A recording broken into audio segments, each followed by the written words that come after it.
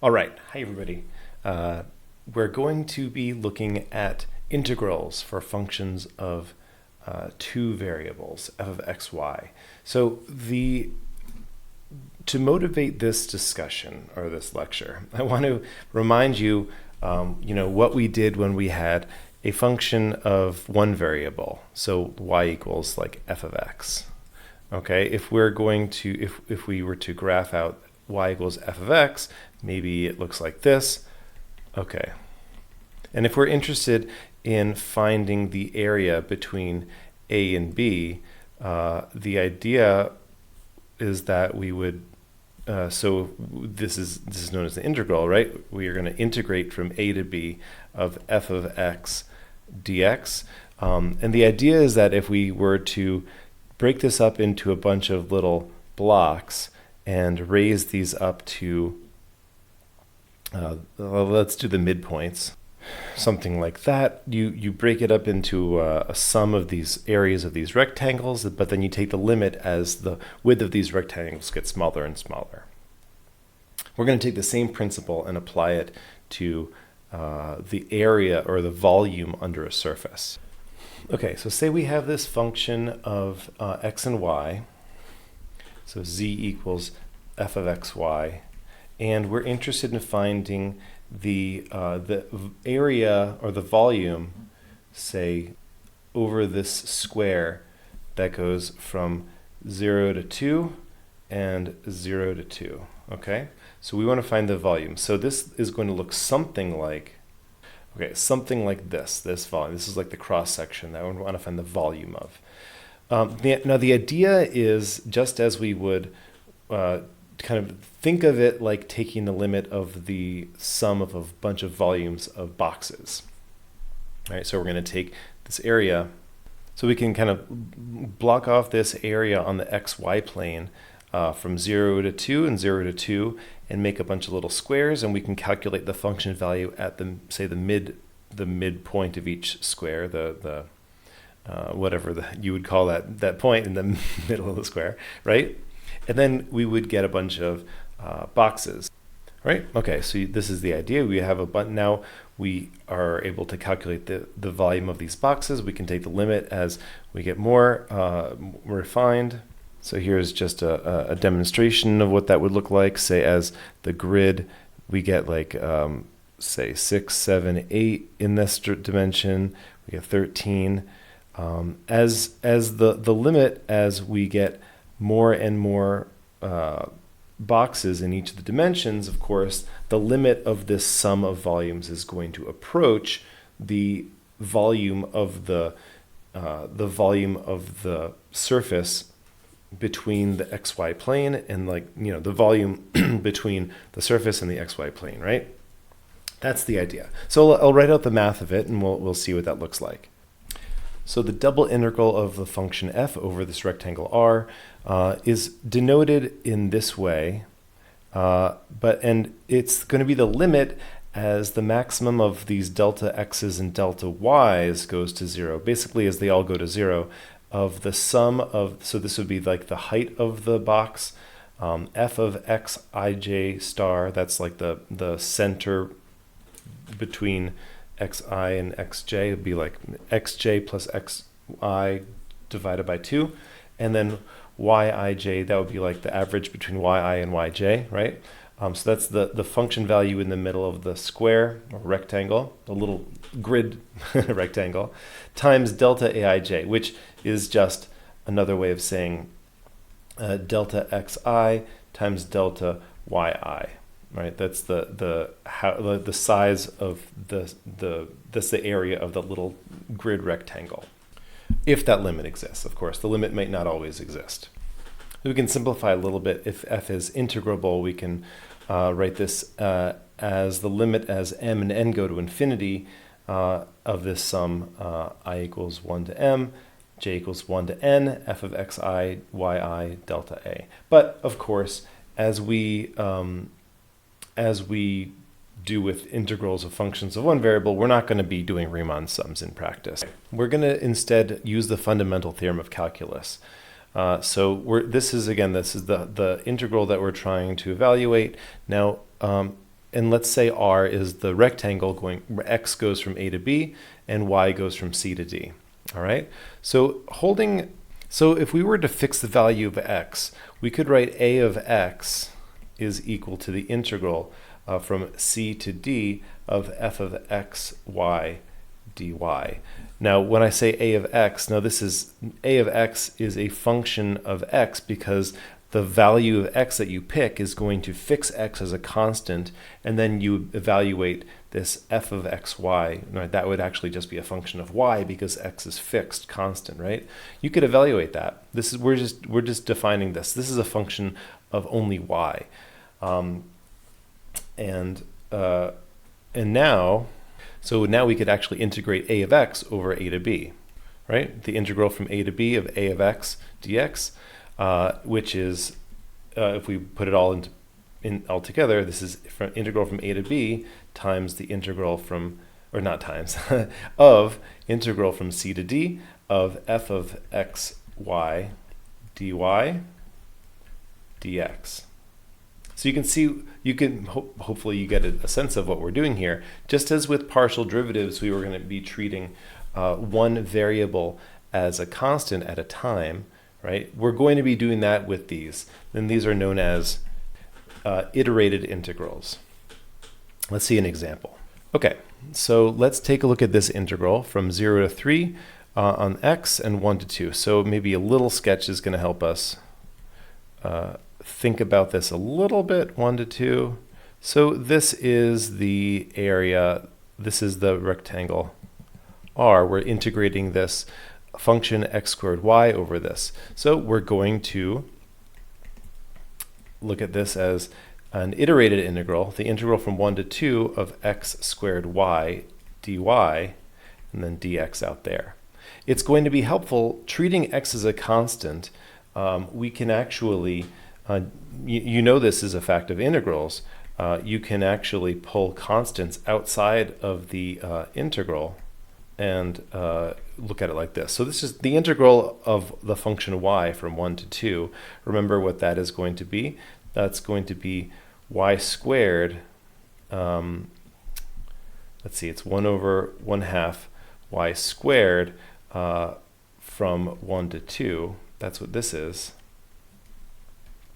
We have the x squared now, and 0 to 3 dx. We just need to evaluate this thing. So this is 0 to 3, x squared. That hasn't changed yet. Now this is going to be 1/2 2 squared. That's going to be 4. 1/2 of that is 2 minus 1 squared minus 1/2. And that is, that's 3 halves, right? And actually, since I might as well just put that 3 halves out front. And so now we have a function of just x. We integrate that. And so this is going to be 3 halves times x to the third, and then a 1/3 goes out front from 0 to 3. And this is going to be 3 halves times 1/3 times 3 to the third is 27. 1/3 of that is 9, but actually the 3's cancel, so that we're 3's back again. So this is going to be 27 over 2 units, cubic units. Okay, if you're going to interpret it as the volume, it's cubic units. Okay, let's look at this integral. This is the same function, but what I've done is I've swapped the bounds of integration and swapped these. So it's still going to be the same region. X is going from 0 to 3, and y is still from 1 to 2. So this is still the rectangle. And so you'd expect this to be the exact same, but let's just verify that that's the case and see how this is any different. Going from 1 to 2, this integral, actually let's pull the y out. So it's going to be the integral from 0 to 3 of x squared dx, and this dy out here. What we're going to have, integral from 1 to 2, y, okay, so this is going to be 1/3 x to the third from 0 to 3, okay. Well, once again, we're going to get 1/3 times 3, that's going to be 9, so I'm going to pull that 9 out front. 1 to 2, y dy.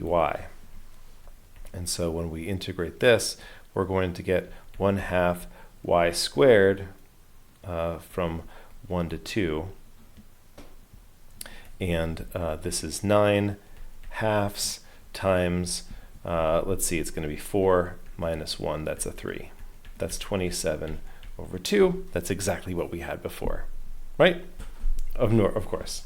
But this fact that I just swapped the bounds is actually a theorem. It's a function called Fubini's theorem. Now, if Fubini's theorem says if you have a continuous function f on a rectangle, AB cross CD, okay, then the double integral of f over that rectangle can be written as the iterated integral from a to b and then from c to d f of xy dy dx, or as the iterated integral from c to d and then a to b of f of xy dx dy. So you can swap the order of integration as long as you swap the dx's and the dx and the dy. Okay, so let's do a couple examples to get our get used to this. All right, so let's integrate this function x minus 3y squared over the rectangle from 0 to 2 x and from 1 to 2 for y. So we could write it like this: from 0 to 2, from 1 to 2 of x minus 3y squared, and then I have to put dy dx because that's the opposite order in which I put the bounds. Okay, so now I'm going to integrate the function with respect to y. Now, remember that x is treated like a constant, but remember the integral of a constant is not 0. The integral of a constant is that constant times the variable of integration, right? And then the integral of minus 3y squared, that would be y to the third, and that 3 is gone now.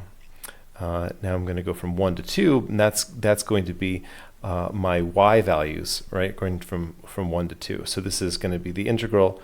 Again, x, that integral stuff I'm not touching yet.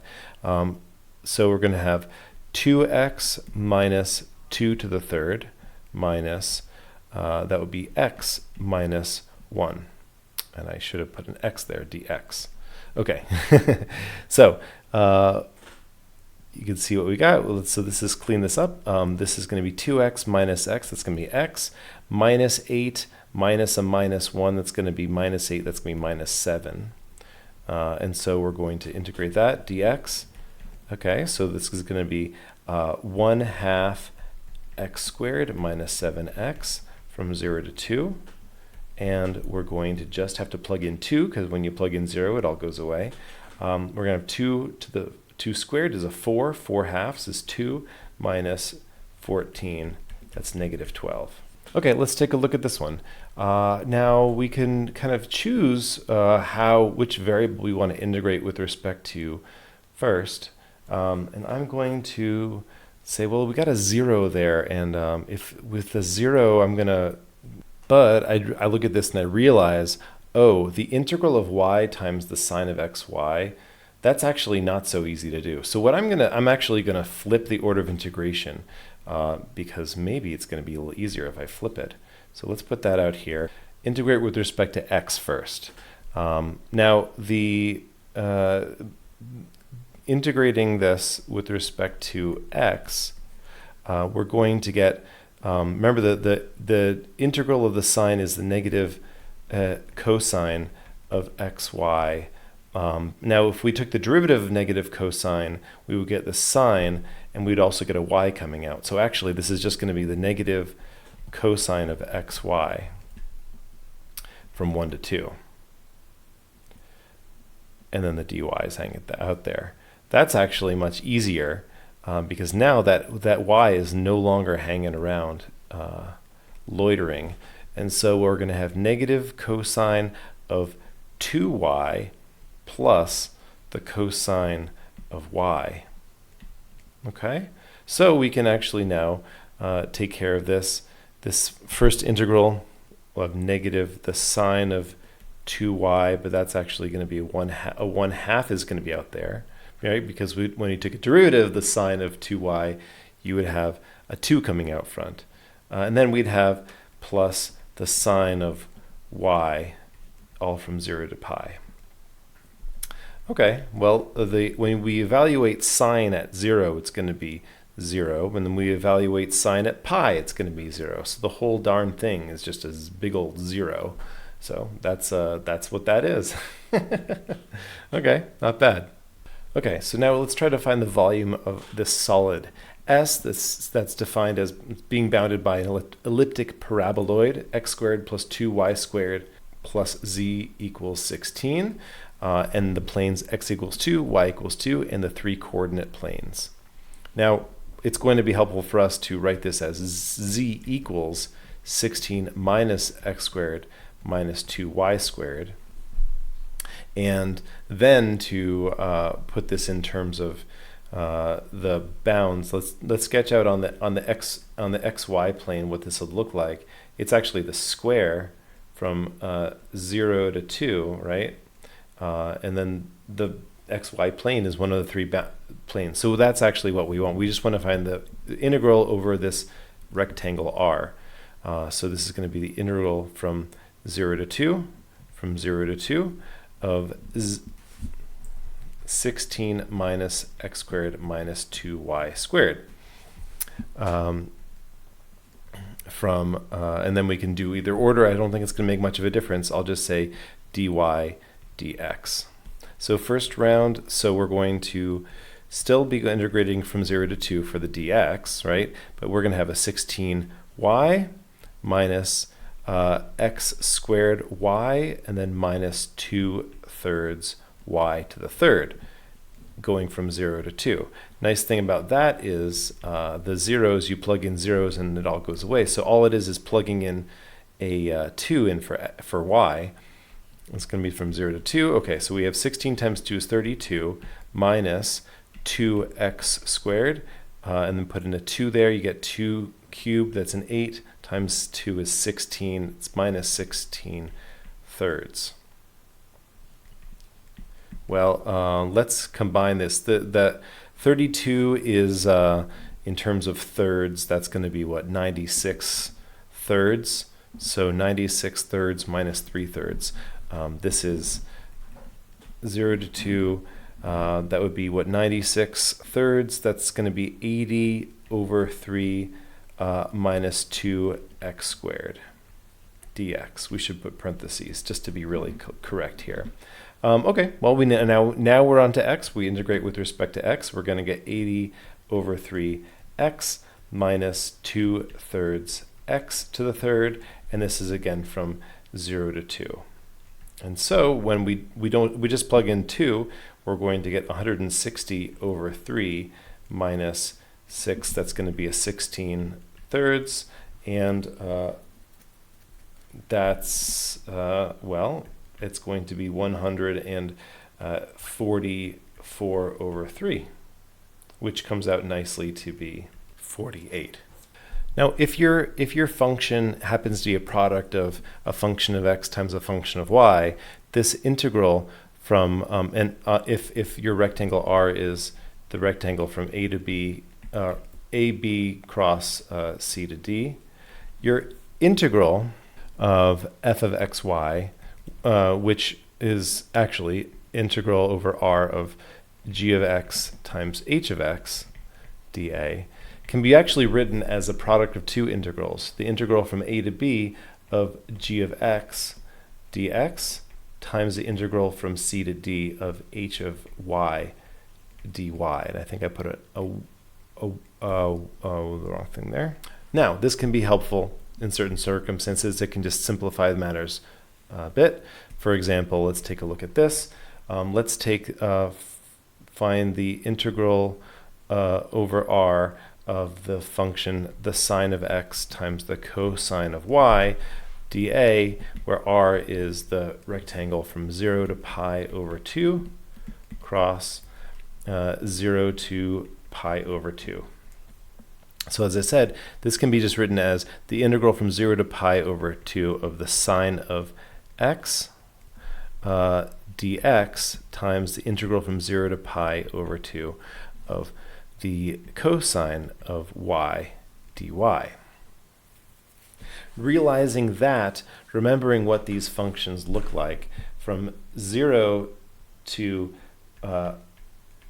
pi over 2, the cosine function looks like this. This is the cosine of whatever, cosine of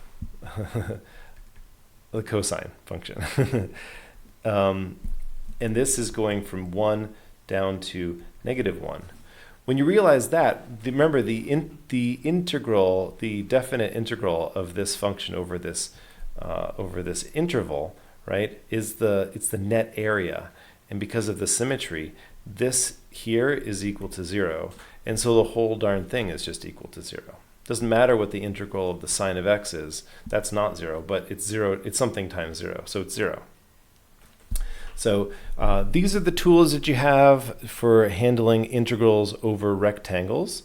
Of course, in the future, we're going to be doing integrals over things that aren't rectangles. But for now, take this stuff and do some practice, and we'll build up on this. All right, so there we go. Multiple integrals, double integrals.